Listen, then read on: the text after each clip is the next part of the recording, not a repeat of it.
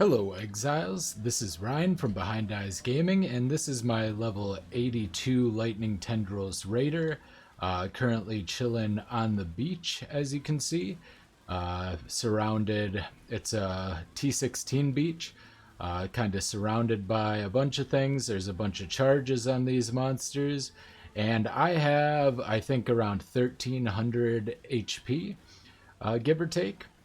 And yeah, I'm just fine. So I'm just going to go ahead and start fighting back and clear this map, and then we'll go over the character.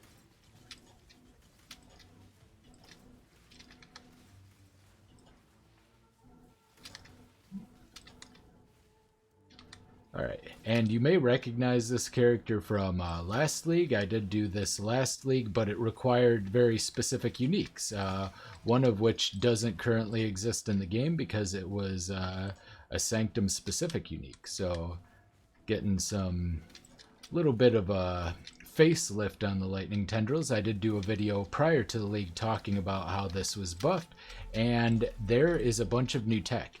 Best part about my current version of the build, it is about 5 divines, a majority of which, in fact, pretty much all of which is just 1 body armor and 2 jewels. So yeah, it's very easy to get going. I'm not gonna go or I'm not gonna like drag it on. The body armor is doppelgangers, guys. I used it to great effect on this character last league, but the version I'm currently running isn't using any cluster jewels. I could probably be going faster, but yeah, so I'm not using any cluster jewels or any rare jewels. I'm just using 2 unique jewels.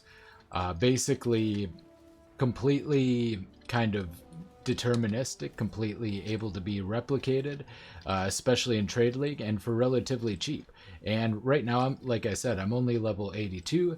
I still have a lot to do, and I still have a lot of upgrades. And you're going to see most of my gear is absolute garbage. I'm using dumpster bargain bin uniques and rares that you would throw away after Act 10 normally. So but I'll get into all of the gearing and stuff.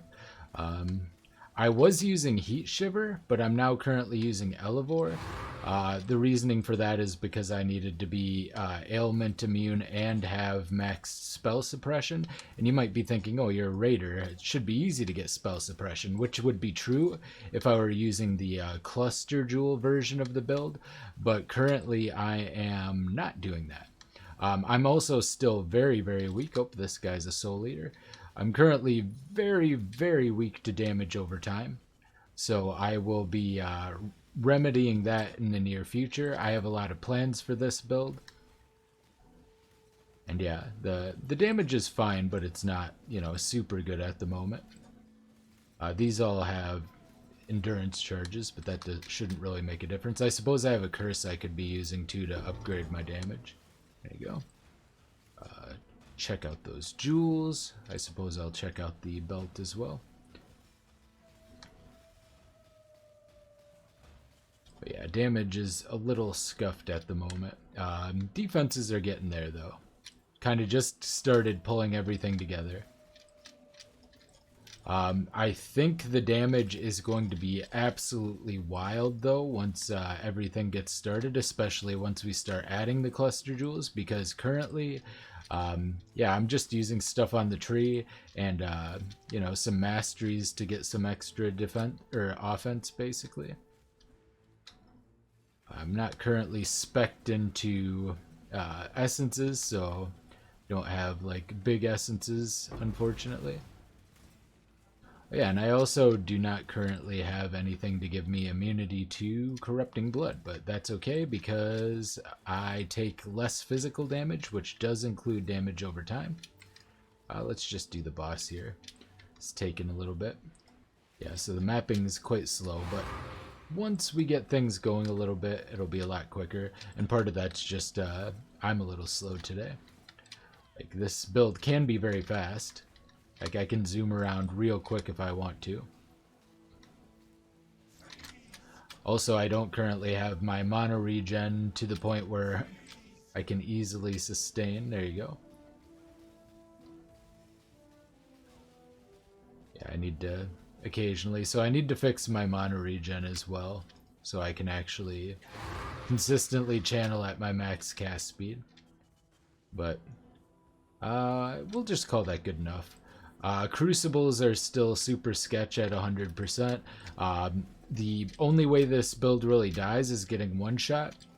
And one of the few things that can one shot this, besides like, like Uber Shaper slams or something, is the 100% channeled Crucibles.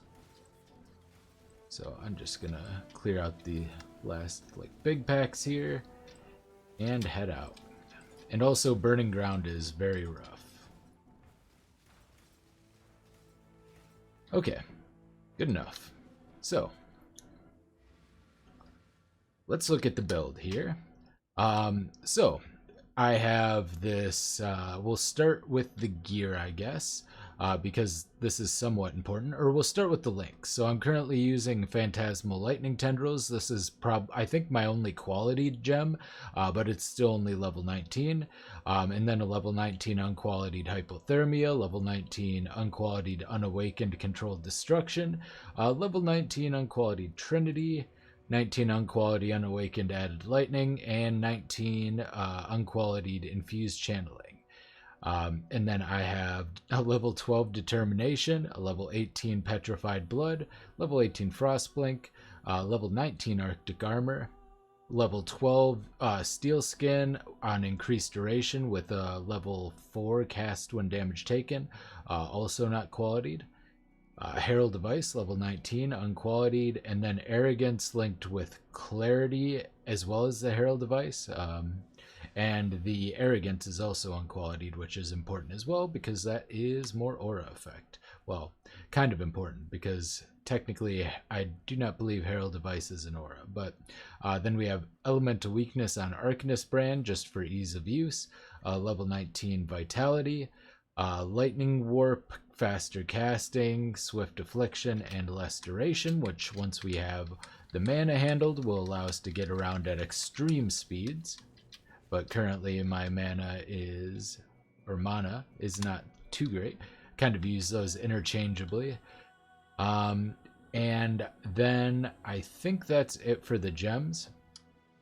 Gear wise, I'm using this, it's got a decent tree, so it's got like the lightning damage dispels. This is the most important one for lightning tendrils, is the minus crit strike chance plus multi. The reasoning being is because we automatically crit every third pulse and the little pulses don't matter at all. Like this build is just optimizing for the big pulse. And then I do also have Flasks applied. Do you have 10% reduced effect, but you have a 50% chance to gain a flash charge when you deal a critical strike. We're getting a critical strike every 3 casts, without frenzy charges. That is every 0.36 seconds, so a little bit, a 50% chance about 3 times per second, but it'll be more once we get the frenzy charges up. But yeah, only real beneficial stats. I actually do need the lightning resist, believe it or not. But this has a lot of flat lightning, both from the implicit as well as, the explicit lightning damage. It's a tier 1 roll. And then I just have crafted cast speed. But otherwise, this is a very bad wand. You can also use a singularity for this as well. It's quite good. So that is another option. But I just went with this specifically because I happen to have the multi on the tree. So have that going. And then I'll just go over the other rares real quick. I have a ring that just gives me chaos resist, some resists, life with some mana regen, and strength, which I currently need. I'm exactly at the strength I need to be. In fact, I need a little bit more for petrified blood. So what I think I'm going to do just so I can level that is grab the 6% life here, which gives me 4 more strength. And then I still can't quite level it.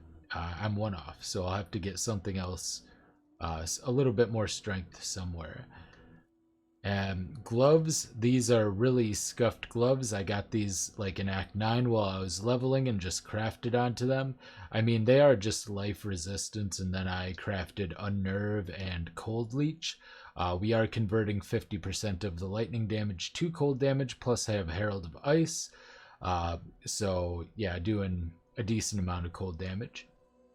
This helps us. The reason we're using Call of the Brotherhood is specifically for Trinity, and also because chills and freezes add a lot of utility, and also because I was using Heat Shiver, so it was also adding another like 30% or so, 33% more damage to the build. But I'm not currently running that because Elevore kind of fit everything that I needed at the moment, which was avoid elemental ailments and spell suppression. And then the recover when you suppress spell damage is also very powerful on a very heavy mitigation based build like this. Belt is just life, mana, fire, and cold resist with strength. So pretty standard heavy belt, nothing special. It's good, but not great. So actually, the stun and block recovery is very relevant to this build, as you'll see as well, weirdly enough. I got this in a Vol Temple. It's just a max life, well rolled 3-step assault, so I'm wearing that for the 30 elemental ailment avoid. Since we are Raider, so we have phasing at all times, so that's just free elemental ailment avoid. And then we get 50 from this, so we just need 20, which is provided by Elevore. I had it on my shield previously, but I had to switch my shield to fix my fire resistance after switching some other things around. Marlene's Fallacy, this one's really big. I also have Trial of Faith anointed, which is something I'm testing. There's a lot of other anoints that would be good on this. Even something simple like Ash, Frost, and Storm, which is pretty cheap. It's just a Sepia and 2 red and 2 crimson, I think. And the non-damaging ailment effect is pretty good, but we were getting like 40% shocks in tier 16 maps, so more ailment effect would be nice to have, but not necessary. I'll go over the tree more in a second when I go over the gear. So the core components of the build are going to be the Call of the Brotherhood and Marlene's Fallacy and Doppelgangers, guys. Everything else is kind of optional. I would even go as far to say as technically the Call of the Brotherhood and Doppelgangers, guys, are optional, but they are very, very strong. So I would recommend, especially Doppelganger guys, if you're going to go this heavy mitigation style. Elevore and Rise of the Phoenix are both just things I had laying around that happened to have, good utility with what I was doing. Rise of the Phoenix because I needed fire resist, and it also gives regen, which is very good. I currently have 477.6 regen, and also which is about over a third of my total life pool. And then I also regen another 260 or so whenever I get hit because of Doppelganger's guys over 1 second. And then whenever we're stunned, we're also instantly getting back 47% of the damage from that. This is a really low rolled blood notch, but this is going to be important, and I'll explain the mechanics of it later, but just know that I'm using it with Immutable Force. This is a little combo that's been kicking around, and I thought it slotted perfectly into this build. Like, this build was already pretty nice, and it's being enabled, by the way we're getting stunned is I have the energy shield mastery that makes my stun threshold based on 60% of my energy shield instead of life.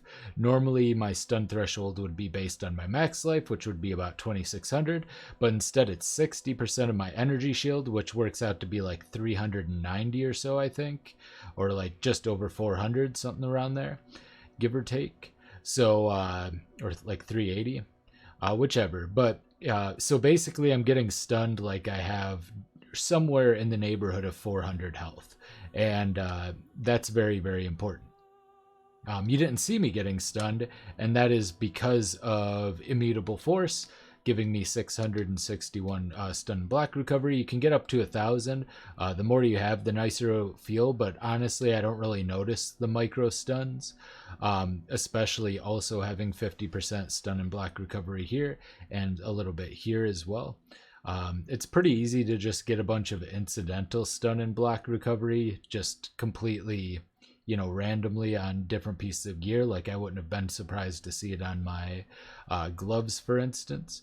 But yeah, that's kind of the core items. As far as what I have for flasks, I have a granite flask with 3 charges when you're hit, and then also a basalt flask with gain 3 charges when you're hit, and then I have uh, gain charges when you deal critical strike and reduce curse effect on a sulfur flask, and then increased armor and reduce charges used for quicksilver, and then I just have a random Etziri's Promise. Um, One of the reasons I have Etziri's Promise is I'm probably actually going to allocate Strength of Blood here because I also have Cold Leech on my gloves. And because we are running Petrified Blood, this should be up most of the time, and it should give like 10 or 11% less damage taken as long as we're leeching, which should be pretty much always. And once we get the damage high enough, we should be able to hit leech cap really quick. So just because of the really big pulses. Now this is only like 0.1 leech really, because only half of our damage is cold. But the Etziri's also gives a decent amount of leech based on 7% of our elemental damage. So I think we'll still be able to reach leech cap, especially with how low the life is compared to our damage. So skill tree wise, I had to make a few like move things around to get enough strength. Ideally, I'd be getting strength from gear, or just have some percent strength or some flat strength on my lethal pride. But I didn't want to remove the lethal pride from my Frostblades character, so unfortunately that's not the case. But yeah, I just went up, got charisma, popped up to here, got the reservation efficiency of skills here. You don't really need damage. I'll finish going over that, but what I leveled with was I had 2 wands like this. Oops. I had 2 wands like this. So this one and this one. So they're nothing special. This one has +1 lightning spell skill gems, and then 1 to 4 lightning damage to spells. This one has some spell damage, lightning damage to spells, and cast speed. Required level 1, required level 3, but they both have 40% crit strike multiplier for spells, and this one has a little extra spell damage. So I just quick crafted these. It took me, I bought out the inventory in Act 1 at level 2 with this character, then put them all into onto my Frostblades character, put them in my stash, went to Act 10 to the Ravaged Square, and went to the, whatchamacallit. Here, I'll just pop in here real quick. There's a little, not the reliquary, little area that's off of this, the ossuary. I went into the ossuary, and I just, because that's the only place in the X that you can really farm those. You could also just do it in T1 maps, but yeah, I popped into there and got like a whole inventory full of those and managed to find those 2. Made leveling really easy because we were basically pulsing for 230 crit multi every 3 casts. Pretty reasonable. I did level all the way with Lightning Tendrils, and then once I hit like level 70, I bought the Phantasmal one. So good stuff there. But continuing on with the skill tree, the important things are going to be like aura stuff. You have to get the life reservation efficiency of skills. I did also want to fit into this build the bubonic trail, but I have to fix some other things before I can do that. Instinct, you want spell suppression. Since we're always phasing, we always get the 8% spell suppression while phasing from this mastery. Like I said, the stun threshold, lowering our own stun threshold is very important for enabling this, but it's also very important for this caster mastery. These 2 new caster masteries are incredible. This one gives 25% more spell damage if you've been stunned while casting recently, and the other one gives 6% increased cast speed for each non-instant spell you've cast recently. Now, because of our mana regen situation, we don't have too incredible of casting, but once we get that figured out, it's pretty easy to cast 3 or 4 spells, so that one node can represent in between 18 to 24 and cycle through those. 18 to 24 cast speed for 1 point is really, really good. Really, really good. And then 25% more spell damage is basically always up. And we also have Pain Attunement since we're on low life, which is another 30% more spell damage. And then we're also getting more damage, soon to be 20% more damage from Frenzy charges, because I'm going to get Frenetic probably next level. So going to have all of that going. Although I might need to get more strength before I do that. So... but the other important things are Throat Seeker. You don't have to get any crit chance. It's kind of a waste to get like these nodes, because for 4 points you're getting 35, but for here you're getting 54 for 3 points, and with no wasted nodes on the Throat Seeker. And you know, you get so much crit multi from Marlene's. I don't even have a max rolled Marlene's, and it's not qualityed with the crit catalysts, which brings it up to like 282 crit multi. So I can get like 50 more multi, something like that, maybe even more than 50 more multi just from the amulet slot alone. So it gets pretty big, pretty huge. So you don't really need to grab inefficient multi like Annihilation and Doomcast. In fact, I would recommend not doing that specifically. We do grab the crit strike on these nodes though, because they have cast speed. So crit multi, cast speed, AoE, some life, a little bit of life, a little bit of recoup, getting both Circle of Life and Vampirism, and most importantly, 50 flat life regen and recoup effects occur over 3 seconds. Very, very strong for sustaining. These would be less necessary if I had a better blood notch. But basically, because my stun threshold has been lowered, almost every attack is going to stun, which is basically negated because of the stun and block recovery from Immutable Force. And then we're going to be recovering most of it, like half of the hit instantly. A bunch of it is going to be deferred from Petrified Blood. A bunch of it is going to be mitigated through like Doppelganger guys and all of the stuff like that. And then yeah, it's just going to get recouped as well. So a bunch of different layers of defense. Was running Ghost Dance earlier, but kind of switched the strategy around because I wanted to run Determination instead of Grace. I had like 30k evasion, but I was still occasionally getting one shot, and I want to figure out a way to not get one shot at all with this. You don't want too much energy shield, so I'm not getting melding or any of these nodes, but you want enough. So you kind of have to figure out the balance. I think around 600 is working out pretty well. Looks like I am getting stunned most of the time. Yeah, and then there's just a ton of cast speed over here. Cast speed from Arcanist Domain, cast speed from Lightning Walker, cast speed from Mental Rapidity, and cast speed from Crackling Speed. Then I get Cruel Preparation because I need 2 life masteries, so I get the one down here. The skills cost life instead of 30% mana, which helps with the mana. And then this one here, count as low life while you're at 55%. I'm currently reserving 47%. Preferably you want to get it as close to 55, but I got it at 53 remaining unreserved life, so this works out okay. Might end up getting Deep Thoughts next, not really sure. Need to do something to fix my mana though. So but after a while, what I'm going to do is I have where are you? I have somewhere, here it is, Glorious Vanity here. And I will go ahead and I'm not going to slot it here, but I just kind of want to show it. I'm going to put Divine Flesh on the build. And so as soon as I get my Cluster Jewel set up and can max out my Chaos Res, I'm going to put Divine Flesh on.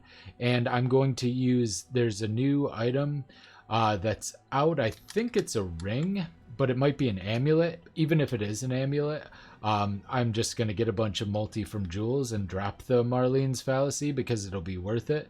That makes it so when you're taking chaos damage over time, you are healing for it instead. And then I'm going to basically get the shield from the Searing Exarch. I don't know if I have one right now, but it makes it so that you take Fizz as fire and Cold and Lightning as fire. So that means basically we're going to be shifting the damage for Cold and Lightning and fire as well. But for Cold and Lightning, it's going to be close to 70%. Fire, it's going to be 50%. And then 20% for physical, and possibly like 25 if we can get a little bit of physical taken as fire from what we won't be able to run Lethal Pride, but yeah, so it'll just be the 20% from physical. So we're going to be shifting a lot of damage to chaos and then healing, and both the Searing Exarch shield as well as Doppelganger's guys also apply to damage over time, not just hits, which is going to be very important. So that means when we're taking elemental damage over time, it'll go and turn to chaos. Same thing with physical. So it'll be heavily mitigated both by Divine Flesh and by being overcapped on chaos resistance, as well as the Doppelganger's guys. So we're going to be taking even much less damage once we get all of that going. Should be a good combo. And yeah, the cluster jewels are going to provide a lot more damage than having to run all the way around the tree. We're just going to grab the cluster jewel here, right here. Won't have to do nearly as much traveling, and basically I'm just going to get all the stuff that requires mastery. So all this stuff in the middle, going to come out, going to get the stuff around the edges that gives me masteries. Might come down here instead, grab this mastery, could even fix my suppress if I want to, although I'm thinking rather than getting the second frenzy charge, I'm going to be putting my timeless jewel to get divine flesh down here and grabbing acrobatics as divine flesh. I think that'll be fine, but I could still get the life mastery down here if I wanted to do that. So that's kind of the build. It's still a little bit in its infancy. Current cost, 1 divine for Blood Notch, 1 divine for Immutable Force, and 3 divines for Doppelganger's guys. Can go up to 5. I actually got mine for 40 chaos plus 300 fusings because I had a bunch of fuses, so I just decided to try to self-link it and managed to do so. But yeah, mileage might vary. Everything else is dirt cheap, like 3-step assault, Rise of the Phoenix, Elevore. Elevore is like 1 elk to 1 chaos. Same with Rise of the Phoenix. I can't imagine Marlene's. I haven't checked the price. I just found a couple of these, but I can't imagine they're very expensive at the moment. I haven't checked Call of the Brotherhood. It's usually relatively cheap. I can't imagine it's more than 10C, but if it is, like I said, you can run the build without it. You'll just have to take out Trinity and put something else in. And then 3-step assault. Yep, super cheap. The rest of the gear is scuffed. If you don't want to use a rare wand, you can, of course, use Singularity. It's very good. And that is pretty much the build. Hope you enjoyed. I'm going to upgrade it a little bit, and I'm playing this a little bit, and then I'll get back to the Frostblades build. I just need a little bit of a break. This has been Ryan from Behind Eyes Gaming, and I will see you next time. Bye.